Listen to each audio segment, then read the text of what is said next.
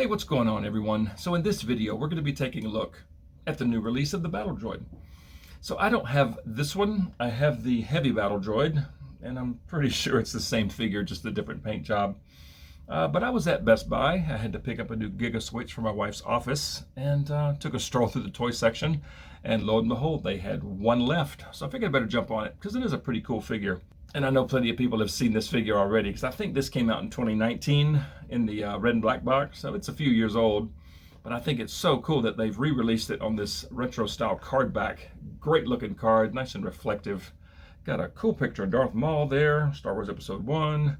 A picture of the Battle Droid, and through the bubble you can see the figure. Comes with an E5 blaster, and he's got the little antenna, that plugs into his back. And you got the 50th anniversary of Lucasfilm there. And on the back of the card, you have the Lucasfilm timeline here. I'm going to use this light to illuminate it. You got the Lucasfilm timeline there, and just a whole bunch of little blurbs that they wrote everywhere. Oh, this is cute. The Force is with you in Star Wars figures. And down at the bottom, you get the barcode and all the stuff that no one ever reads. I'm going to get the Battle Droid open, and let's take a look at him. All right, so I got this Battle Droid open. And this video is probably going to be pretty quick, because there's not much to this guy. And as you can see, I have the Heavy here with me, just to compare to, but it's going to be identical, just obviously different paint. But, they did a pretty good job of making him look dirty and battle damaged. You got a little ding there, some dirt, some more scuffs here and there. It's a nicely detailed figure. Got some little silver showing through there, some dirt on the shins, some dirt on the feet, and of course the backpack. There, got a little silver showing through there, some battle damage, some dirt, some more damage. I would say it's pretty accurate to what we saw in the Clone Wars and in the movies. I think they did a nice job on it. Now, of course, my only big gripe is these guys will not stand up.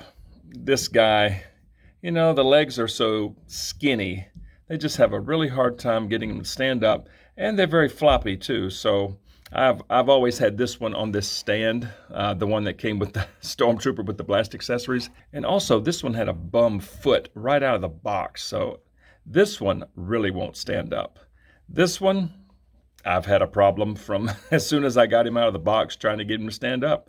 He will not stand up. So I'm probably going to wind up sharing this stand with both of them, because there's a peg on one end and a peg on the other end, so I'll probably just have them side by side, peg there and peg there, and that way they can just stand like this.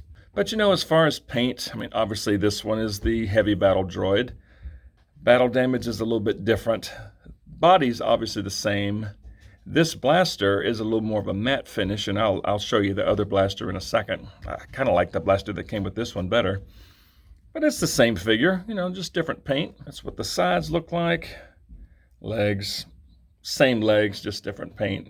Yeah, they're cool figures. It's just they're not that great, and they don't stand up, but I'm still happy to have them. And as far as articulation on this guy, he's got lots of points of articulation. Even these little things back here, the little ears or whatever you want to call them, those move up and down. The head can move up and down. He has just a little bit of tilt up top there.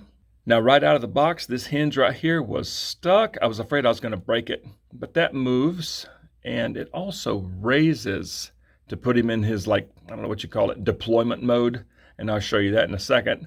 But that goes up and down.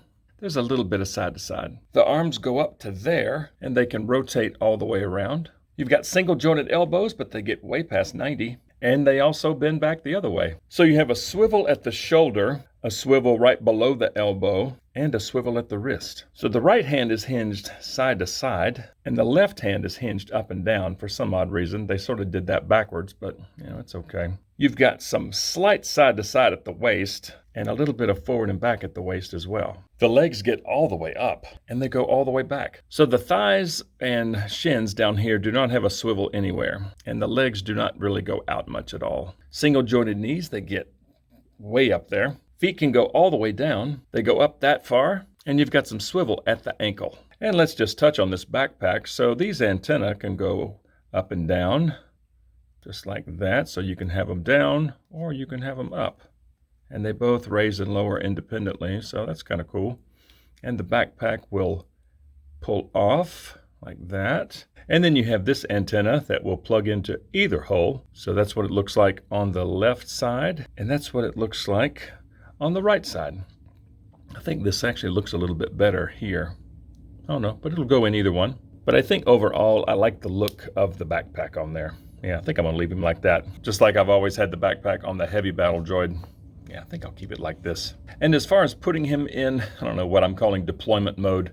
So you can raise that little piece here at his neck joint, fold his head down, and then you can fold his legs all the way up, like so. There we go. Fold his legs all the way up and have him like that, you know, ready to be dropped out of the troop transport. So that's what that looks like, and that's kind of cool. And as far as accessories, there's his blaster, the E5, and as I was mentioning, the other one is more of a matte finish.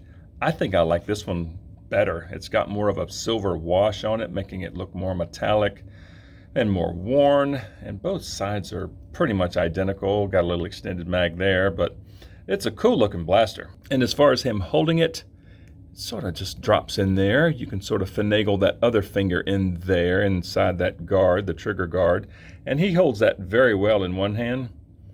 The arm's a little floppy, you know, just like all of them, I'm sure. They're just so skinny. But yeah, this shoulder joint is so loose, but he does hold that very well in one hand. And as far as two-handed aiming, I mean, you can get him low like that and have him sort of pointing it straight. But because of the side-to-side hinge, the horizontal hinge on the right hand, it's hard to get it up, you know, to have him, you know, like he's aiming down the sight. It's like you need to get it up here. This wrist needs to bend down. Well, it does not bend down. So you almost have to have him like this if you want to have him holding it with two hands and kind of act like he's firing. Now, if you want to make him a lefty, you know, that works because you kind of need this wrist hinge to do this. So that actually looks pretty good. You know, just having him hold it in the left hand, that's actually not a bad look there. But, you know, I may just keep him at a relaxed stance, you know, kind of like this, which I think looks good too. Or you can just have him standing at attention with the blaster kind of up a little bit. And as far as having him on a shelf, I think I'm going to do this. Fortunately, both of them fit on this stand together.